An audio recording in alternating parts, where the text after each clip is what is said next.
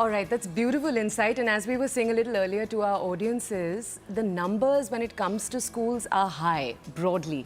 And so let's take everyone who's watching right now to the next space, workplaces. So we're all right now at work. How safe do women feel in their workplaces? We asked women across, as we've told you a little earlier, 20 cities in 20 states, how safe they felt when they went to work every day. How did they feel with the policies that were there around their co-workers? 92%, so this is a higher number than educational institutions, felt safe when they were at their workplaces. Neutral 5% and unsafe 3%. Then we asked them, is enough being done for women's safety at their workplace? Again, 86%, this is again a big number, smaller than the previous number. 86% saying they agreed, 9% saying they felt neutrally, 5% disagreeing. Then we asked them, do you think enough is being done for women's safety at your workplace? Do you think your workplace cares, is putting in place actions?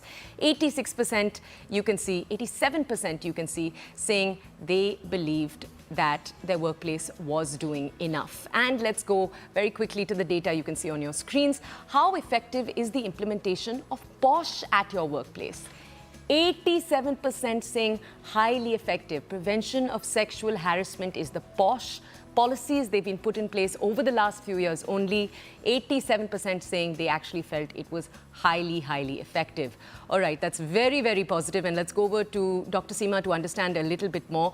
Dr. Seema, hugely positive numbers here. When it comes to how safe Indian women feel in the workplace, not only is that huge, but it also speaks highly to everything that's been put in place in the last few years. It's fascinating. Tell our audiences first, how were you defining workplace when you were conducting this survey? So, for example, if one was a domestic worker, did where they went to do their domestic work also count as a workplace? Were we sticking exclusively to corporate workplaces? Just bring us that context. Okay, so the context of POSH is relevant to the workplaces where the employers have the employees which is more than 10 in numbers. So when we are talking about a domestic worker who is going to somebody's place to work, that POSH is not relevant there. However, it is relevant at the places where it is an organized sector and the number of employees is more than 10. So it was asked from those women who are working in such workplaces that how that do they have the POSH policies at their workplaces, and you will be surprised to know that nearly 50% of the women, they did not even know that POSH even exists. They were coming in the category of either they do not know or they do not have it. And there is seemingly a possibility that those who said that they do not know, they might have the POSH policies existing.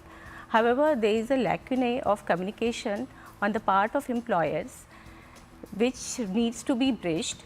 And again, coming to the POSH policies effectiveness, there is a strong confidence, and 87% of women have mentioned that the POSH policies are effective at the workplaces, and that is the reason they have shown a very strong confidence at the workplaces being safe. Yeah. Okay, I want to come to Ms. Rita to ask her then. Ma'am, a school is both a workplace and an educational institution. Yes. And it's complicated in that manner. I want to ask you, it's a space that's predominantly there for women, right? Unfortunately or fortunately, in most educational institutions, most teachers are women if you just look at the data. If you look at schools in particular, that fact is particularly pointed. In colleges, that drops slightly. Most people working in schools are women. I do want to understand from you, what proactive steps are taken in a space like that? Is it fair to assume such spaces are naturally safer because there are more women? Or in your experience, have you found differently? No, I think you very rightly said these places are naturally safe because it's predominantly the children and the teachers are there. So protection of children is prime in our mind when we talk about education. Unless a child feels very happy and safe coming to school, there's no education that can really happen.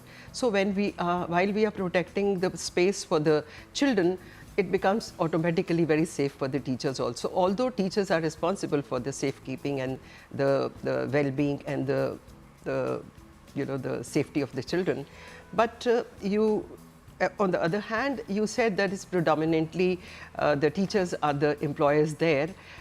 There is a reason for that. I mean, there are various reasons for teachers being females there, because all over, you know, in the past few years, teaching profession was considered to be very convenient and safe for women also. Not from the safety that we are talking about, but safe in the sense that you know, it's convenient to go look after the family also, you look after the children also, right. And yet you can work, you know, spend time meaningfully and earn something also. Somewhere down the line, some people will take up profession as a career and do very well, and we have seen many people these days doing very well. So you're right that these places are very safe, and increasingly an effort is being made by law, by practices that we have in the school.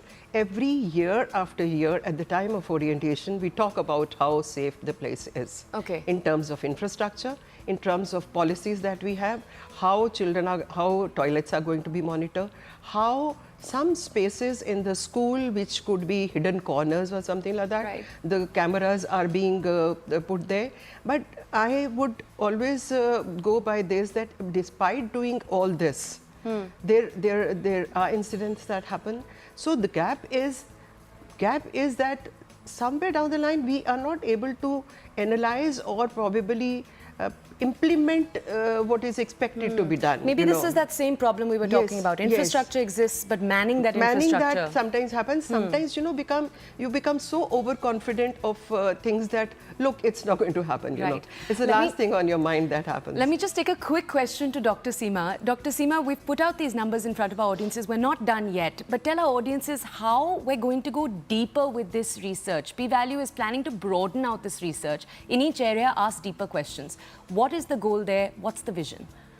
Okay, so our goal is to have a data-driven research that finally leads to an index that will help the vision of fostering the Viksit Bharat 2047 goal. And for that, we want to actually empower the policy makers with the actionable insights. And also we want to give the pointers to the corporates to innovate, to invest, and to come up with the social impact initiatives that can foster the environment of women empowerment in the long term. This has given us initial pointers into that, and that's where I want to ask you, what would those deeper questions look like? How do we go a level deeper? If we understand where you want to use this information, but how do we do that? Okay, so we are at a stage, this is the first year and this is the beginning, and we actually plan to take it as an annual exercise. We want to scale it up, and at the moment it was conducted in 20 states and with the 20 cities.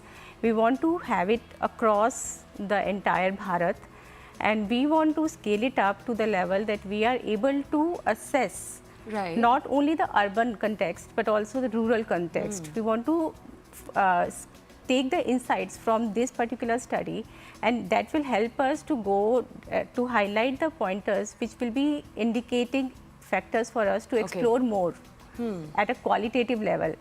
So for example, right now this is a quantitative study, and the kind of harassment aspects we are coming with and the kind of pointers we are getting, these really are very interesting, and they can be formulated into actions only actionable policies. Exactly, actionable policies. Dr. Seema, thank you for highlighting that. Ms. Rita, thank you for staying with us. We're going to head into a quick break. On the other side, we continue taking a look.